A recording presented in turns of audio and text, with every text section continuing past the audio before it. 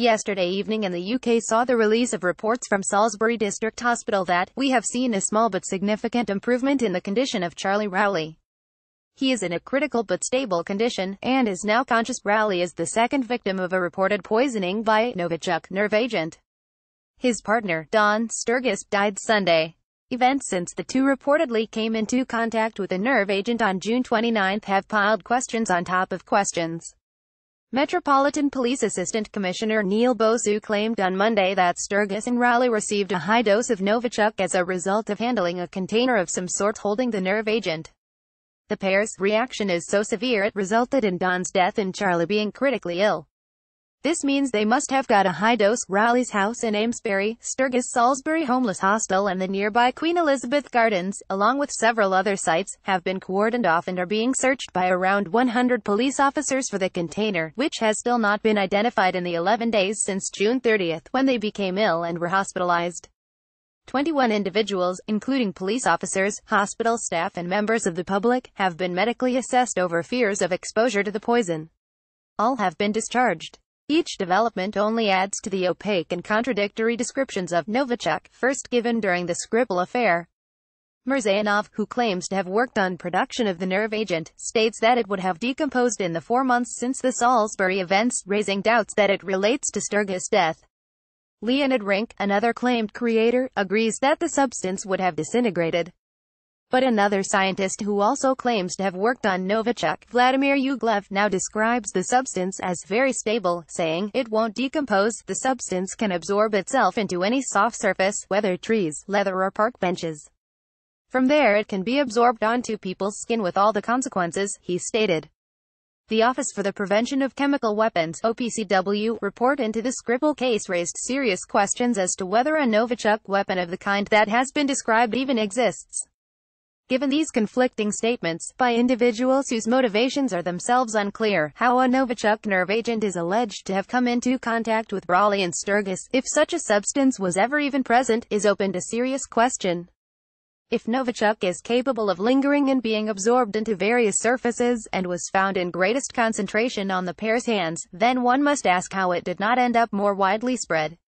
As far as is known, none of the friends who were with Rowley and Sturgis at various points have even been screened for contamination or symptoms.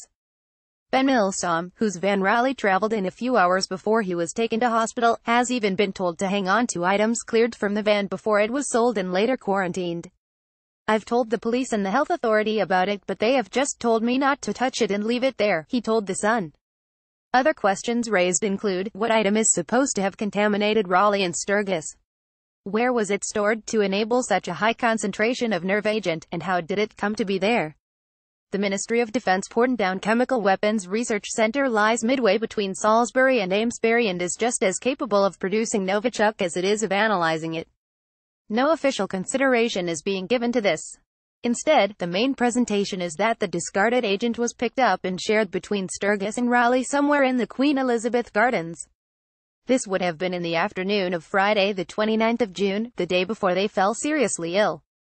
The theory advanced by the government, now more stridently by Defense Secretary Gavin Williamson, is that Russia has committed an attack on British soil which has seen the death of a British citizen. The specifics of the accusation, therefore, must include the assumption that, following or prior to an attempt on the Skripals' lives, the assassins left dangerous and potentially incriminating evidence in a nearby public place. Whatever this item was, moreover, it was capable of applying a high dose of poison to Sturgis and Rowley, considerably more effectively than by supposedly smearing it on a doorknob during the intended assassination of Sergei and Yulia Skripal. None of these hypotheses appear credible.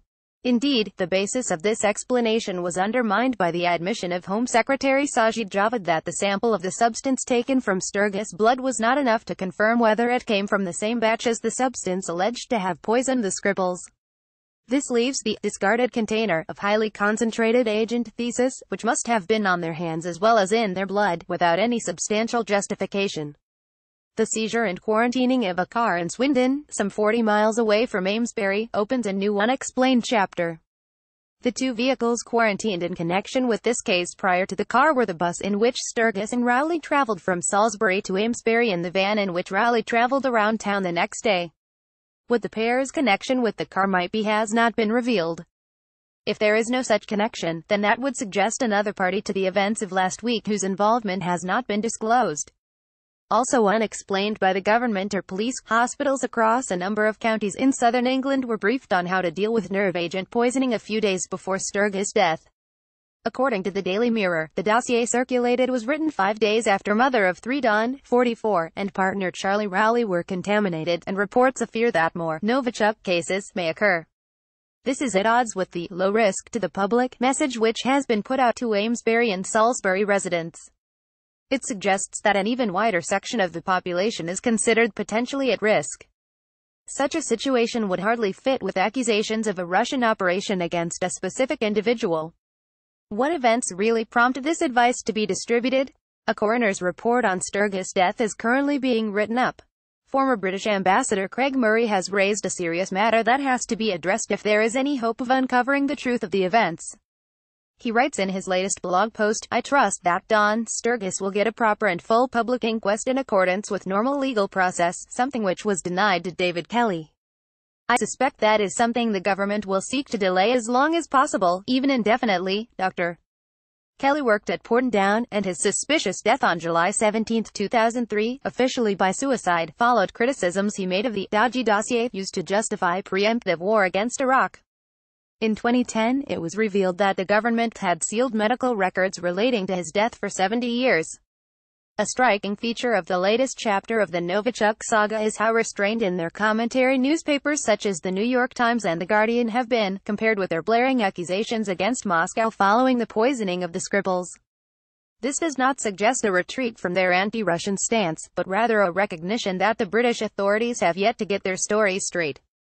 Google is blocking the World Socialist website from search results. To fight this blacklisting, share this article with friends and coworkers, Facebook, Twitter, email, Reddit.